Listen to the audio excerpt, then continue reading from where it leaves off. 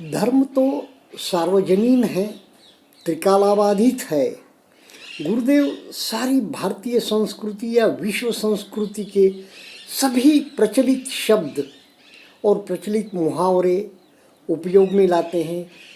अनेक प्रचलित ध्यान पद्धतियों की भी चर्चा करते हैं और आखिरी दिन तो कहते हैं इस धर्म यज्ञ की आहुति का समय आ गया है, इस महायज्ञ की आहुति का समय आ गया है।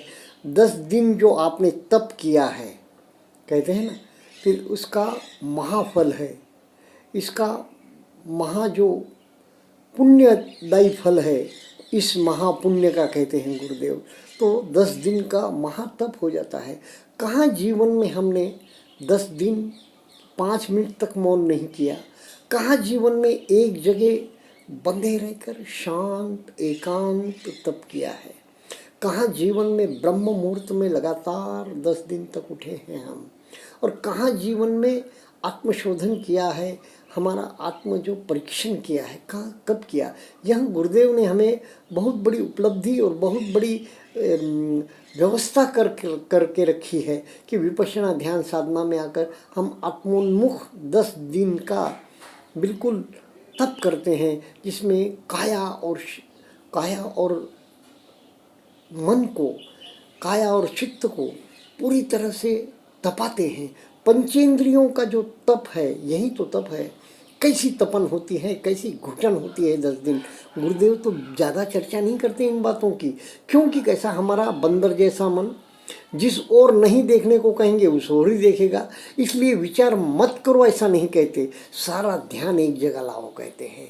एकाग्रता भी लाओ नहीं कहते कि सारा ध्यान आपकी जो संवेदनाएं हैं या सांस पर लगाओ कहते हैं।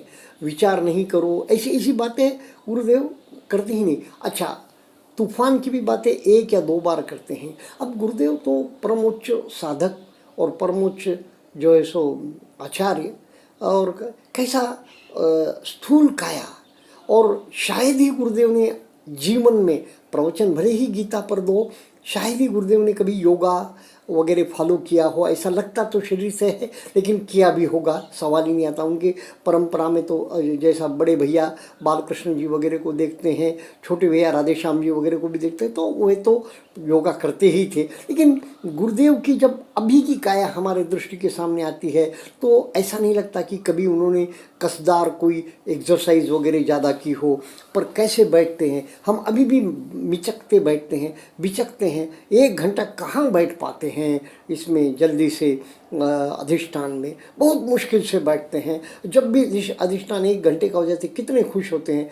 गुरुदेव तो न जाने कितने सालों से, 30-35 सालों से, कितने तो 45 दिन 60 दिन, और लगातार धर्म दान और अनुष्ठान अधिष्ठान, ये जो शिविरों का 45 दिन के 60 दिन के स्वयं के लिए भी करते रहे आचार्य स्वयं शिविर में, कितनी कमा। और हम 10 दिन के शिविर में अभी भी मुझे बहुत मुश्किल जाता है। देखिए साधक मित्रों, हर एक के कुछ कमजोरियां होती है जहाँ उसे प्रयत्न करना चाहिए गुणों के संवर्धन के लिए। कुछ गुण उसमें बहुत पावरफुल होते हैं, कुछ गुण उसमें कमज़ोर होते हैं। जैसे गुरुदेव कभी कभी कहते हैं ना, किसी ने आनापान की, सांसों की बहुत साधना की हो पूर्व जन्मों में, तो इस बार उसका बार बार मन आनापान पे ही करता है। और वैसे भी नए साधक को, यानी कि जो साधक विपश्यना कर रहे हैं, उनको जल्दी लगता है आनापान ही काफ़ी है भाई, आनापान पे मन टिकने लग जाता है, तो उन्हें संवेदनाओं पर जाना थोड़ा कठिन लगता है। संवेदनाओं को पकड़ना बड़ा कठिन कार्य है, और उस पर भी उन्हें तटस्थ समता से देखना तो बड़ा कठिन है। समता की व्याख्या और एक बार करना पड़ेगी, क्योंकि कुछ प्रश्न साधकों के आ रहे हैं कि व्याकुलता है, हमारे में सजगता तो बहुत बढ़ गई, संवेदनशीलता इतनी बढ़ गई कि हर बात के विषय में हम संवेदनशील हो जा रहे हैं, भावुक हो जा रहे हैं। लेकिन समता का क्या? समता जब तक नहीं है तो संवेदनशीलता, सती का, स्मृति का वह महत्व नहीं है। स्मृति तो होनी ही चाहिए, उसके बगैर समता किस चीज़ में रखेंगे आप? हाँ, ब्लैंक स्पॉट के प्रति, जो आपके शरीर में जहाँ जहाँ भी एक बेहोशी है, मूर्छा है, अर्धमूर्छित अवस्था है, उनके प्रति भी आपने निगेटिविटी नहीं बढ़ाना चाहिए, या उनके प्रति भी वहाँ पर व्याकुलता से संवेदनाओं का आह्वान नहीं करना चाहिए, या उन जगहों के प्रति द्वेष भावना से भी क्या यह यहाँ पर मुझे कोई संवेदना नहीं मिल रही, ऐसे भाव नहीं लाने चाहिए। लेकिन जो संवेदनशीलता है उसे तटस्थता से या ये दृष्टा भाव से देखने आना चाहिए। समझो अब देखो ना कैसी बात है, इतनी व्याकुलता आती है मुझे होम सिकनेस बहुत आता है शिविरों में भी। अब कब 9 दिन जाएंगे, कब 20 दिन जाएंगे, कब 30 दिन जाएंगे, इस प्रकार हर दिन यह भाव उठता है। और फिर उसमें अगर लगे रहे, उसको बढ़ाते रहे, कैसा, अरे इतने घंटे रह गए, इतने ग्रुप सीटिंग रह गए, इतने दिन रह गए, इतनी रातें रह गए, तो उलझ गए। उससे बाहर आना चाहिए। अब देखो ना कभी कभी क्या होता है हमारे में, क्या शिविरों में, अब हम एक सामान्य साधक के रूप में बात कर रहे हैं, गुरुदेव बहुत उच्च कोटि के साधक और उच्च कोटि के रूप में ही बात करते हैं। हाँ, यह अवश्य है, वे छोटे से छोटे साधक से लगाकर जो अंतिम साधक से लगाकर एक उच्च कोटि के साधक के लेवल की भी सबको कवर करते हुए बात करते हैं, मध्य में, और सभी साधकों के, सभी कैटेगरी के साधकों की बात करते हैं। लेकिन मैं मेरे लेवल के समझता हूँ कि निम्न कोटि का हूँ, उतना कोई ज़्यादा साधक ये नहीं हूँ। तो मुझे तो हर बार तूफान, हर रोज़ तूफान आते ही रहते हैं। इवन मैंने क्या देखा है मनोमिका शिविरों में, एज ए सेवक, एज ए स्टूडेंट, साधक भी, कि जब भी कोई आजू बाजू का साधक डिस्टर्ब हो जाता है ना, वहाँ डिस्टर्बेंस बाजू वाले साधकों को, दूसरे साधकों को भी नज़दीक के कैच करता है।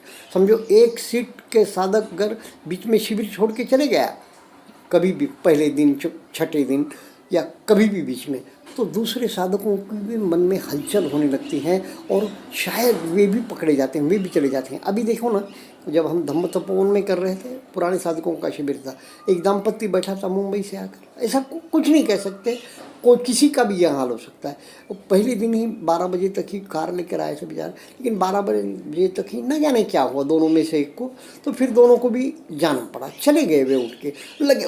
तो वहाँ से जहाँ से भी वे जिस सीट पर बैठते थे उसके आजू बाजू के 3-4 साधक 3-4 दिन में चले गए, ऐसा होता है।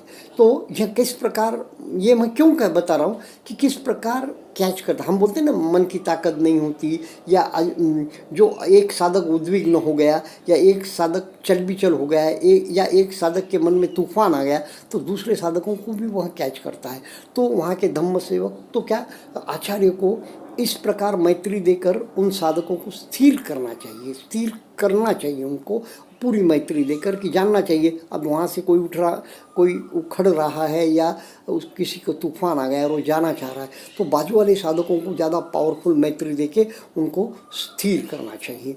अब ये कुछ बातें मैं बता रहा था कि कैसे, तो मेरे मन में यह मेरा वीक पॉइंट है, जो कि होम सिकनेस बहुत जल्दी आता है, और ये लगता है तो दीर्घ शिविरों में बहुत तकलीफ होती है, होना ही चाहिए तकलीफ। तूफान आए बगैर तो शिविर का मज़ा ही उतना नहीं आता। जब बहुत तूफान आते हैं रोज़ रोज़ के, तो फिर बहुत मज़ा आता है। और इन तूफानों को दृष्टा भाव से देखना आना चाहिए, तटस्थ भाव से देखो कैसा तूफान आया, इस प्रकार का भी विकार जागा, या इस प्रकार का तूफान जागा, बड़ा उसमें बहुत अच्छा लगता है। फिर बहुत उसमें जो तूफान से हम बाहर आते हैं ना, तो फिर उससे भी बड़े तूफान को झेलने की ताकत हमारी बढ़ जाती है। और दूसरी बात बता रहा हूँ कि जब अब आप शून्यागारों में, पगोड़ा में जब ध्यान करने जाते हैं ना, तो किस ओर मुख करना चाहिए। बहुत एक बार अनेक साधकों को मैंने देखा है कि उन्हें मालूम नहीं रहता कि किस ओर मुख करके बैठना चाहिए। तो आपने बिल्कुल सेंटर की ओर मुख करके बैठना चाहिए, चाहे वहाँ दरवाज़ा आपका सेंटर की ओर मुख हो, चाहे दरवाज़ा आपका सेंटर के अपोजिट वाली दीवार पर हो, पर आपका मुख दरवाजे की ओर नहीं, दीवार की ओर नहीं, बल्कि आपका और मुख जो है सो सेंटर की ओर होना चाहिए। मुख्य जो पगोड़ा का मध्य बिंदु है उसकी ओर होना चाहिए, ताकि सारे साधकों का इन सर्कल परिमुख जैसा कहते हैं, इन सर्कल पूरे साधकों को एक दूसरे के ओर मुख हो जाते हैं। और सेंटर में क्या रहता है, उस पगोड़ा के सेंटर में रहता है आचार्यों की सीट होते हैं, मुख्य आचार्यों की, अपने गुरुदेव की सीट रहती थी बीच में। और बहुत एक करके क्या रहता है, पगोड़ा का जो शीर्ष स्थान या शिखर कहते हैं ना, वहाँ पर किसी अरहंत की अस्थियाँ रखी हुई होती है। जब भी जहाँ भी संभव हो वहाँ, जैसे अब ग्लोबल पगोड़ा में भगवान बुद्ध की अस्थियाँ रखी गई है ऊपर की ओर लगाकर, पगोड़ा में सबसे ऊंची जगह पे, और उसमें अमूल्य आभूषण लोगों ने दान में डाल दिए थे। तो इस प्रकार यहाँ एक शिविर जो 10 दिन का है ना, अनेकों को अनेक प्रकार के तूफान आते हैं, विकार जागते हैं, विकार को जब वो दृष्टा भाव से देखता है तब, और फिर अनेक प्रकार के, किसी को रोग भी उठ जाता है नया ही, किसी को माइग्रेन, किसी को इस प्रकार से रोग भी उठ जाते हैं। सब अच्छा चल रहा है, भोजन पानी सब ठीक है, किसी की नींद उड़ जाती है। ये तूफान आते हैं तो इन्हें जो है सो दृष्टा भाव से देखना आना चाहिए। धीरे धीरे इन तूफानों का अंत हो जाता है। धीरे धीरे जैसा समय गुजरता है, कहीं दुखद संवेदना उभरती है, कहीं कुछ और हो जाता है। तो इस प्रकार शिविर के दौरान में तूफान आते रहते हैं। और साधक मित्रों कैसा है, अब मैंने पूछा, एक मेरे मित्र 60 दिन करके आए कि कैसा, क्या आप बराबर व्यवस्थित ढंग से कर सक रहे थे सारे शरीर का स्कैनिंग, ऊपर से नीचे तक, नीचे से ऊपर तक, पार्ट बाय पार्ट, और बिल्कुल इसके साथ भी धारा प्रवाह के साथ। मुझे एक पूछा भी है रोका जी ने शायद, कि धारा प्रवाह आने के बाद में कैसा साधना करनी चाहिए, क्या हो करना चाहिए ऊपर से।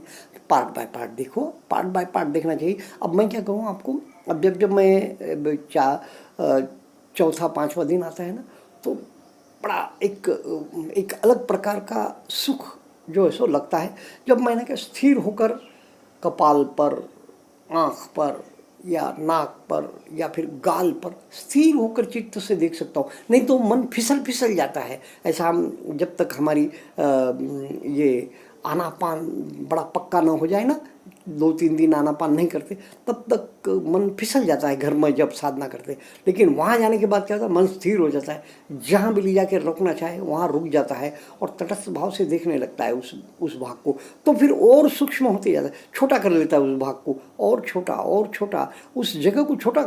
मन ऑटोमेटिक करता है ये काम, क्योंकि गुरुदेव के निर्देशों से याद रहते, अवचेतन मन ने ग्रहण किए हुए होते, तो बिल्कुल छोटा करके उस भाग को देखता है और वहाँ स्थिर हो जाता है। जब तक संवेदना नहीं मिली, और जब तक संवेदना नहीं मिली तब तक स्थिर होता है, लेकिन फिर भीतर तक घुसने लगता है। आड़ा तिरछा, गुरुदेव बोलते हैं ना, 6-7वें दिन आड़ा आड़ा तिरछा, जैसा भी मन जाना चाहे, ऊपर से नीचे की ओर, सारा एक साथ पियर्सिंगली, पेनेट्रेटिंगली, जैसा कहते हैं ना गुरुदेव, बिल्कुल इसके साथ तीक्ष्णता से, बिल्कुल चीरते हुए, काटते हुए, आड़ा तिरछा, बाएं से दाएं, दाएं से बाएं, तो उस प्रकार मन सक्षम हो जाता है, मन रुकने लगता है। समाधि जब स्थिर हो जाती है ना, अपने आनापान जब बिल्कुल पक्का हो जाता है, तो गुरुदेव वैसा नहीं, हमारे यहाँ क्षणिक समाधि का है, यानी कि क्षण भर भी मन स्थिर होने लगा ना, चलते चलो आप, वो हो जाएगा। उसका पूरा तरह से 2-2, 3-3 मिनट स्थिर हो जाए फिर देखेंगे, ऐसा नहीं। शिविरों में 1/3 आनापान के दौरान क्या हो जाता है, 1-2-3 मिनट मन स्थिर रहने लगता है आनापान पे, बिल्कुल सांसों पे। तो फिर उसके बाद क्या है, जब हम चौथे दिन, 5वें दिन जब ध्यान करते हैं विपश्यना मिलने के बाद, 11वें दिन, 12वें दिन या 17वें दिन, तो फिर क्या होगा, मन जहाँ भी जाए वहाँ चिपक जाता है, बराबर स्थिर हो जाता है। तो फिर वहाँ पे खाली ऊपर ऊपर नहीं रहता, वो अंदर तक, भीतर तक जाता है, भीतर तक जहाँ तक जा सके, वहाँ जहाँ उसे वहाँ पर स्थूल या दुखद संवेदना मिल जाए, तो वहाँ वो स्थिरता से देखने लग जाता है। फिर हम धीरे धीरे धीरे ऊपर से नीचे तक मन को ले जाते रहते हैं। फिर भी साधकों को क्या करना चाहिए, जब अब कुछ गुरुभाई ने जब बताए, अब क्या करना चाहिए, कर स्थूल मन है, आनापान कर लिया, थोड़ी देर आनापान कर लिया सूक्ष्म, और फिर थोड़ा बीचों बीच नासिका के नीचे, ऊपर वाले होठ के ऊपर थोड़ी देर ध्यान, और थोड़ी देर वहाँ की संवेदनाएं देख ली। फिर मन को पूरे सर पे देख लिए, पूरा चेहरा, फिर दोनों कानों को एक साथ देख लिए, फिर गले को सामने से देख लिए, फिर ऊपर वाली छाती, फिर पेट, फिर नीचे के अंग, फिर पीछे वाला हिस्सा, सर का पीछे वाला हिस्सा देख लिए, फिर पीछे की गर्दन देख लिए, फिर नीचे उतरे, ऊपर वाली पीठ, कंधों से ऊपर वाली पीठ को देख लिए, फिर नीचे उतरे, नीचे पीठ का मध्य देख लिए, कभी देख लिए स्पाइनल कॉर्ड भी देखे, यहाँ है स्पाइनल कॉर्ड, बस उतना ही। फिर नीचे उतर गए, कमर को देख लिए, फिर नीचे वाले सीट्स हमारे जो है बैठे हैं, उस पर दबाव है, उस पर कुछ है, उसको जानते रहे किया ऐसा ऐसा है। फिर बाएं कंधे, दाहिने कंधे से शुरू किए, पूरा हाथ देख लिए, फिर बाएं कंधे से शुरू किए, बायां हाथ पूरा देख लिए, बस खाली महसूस करना है पूरा हाथ एक साथ।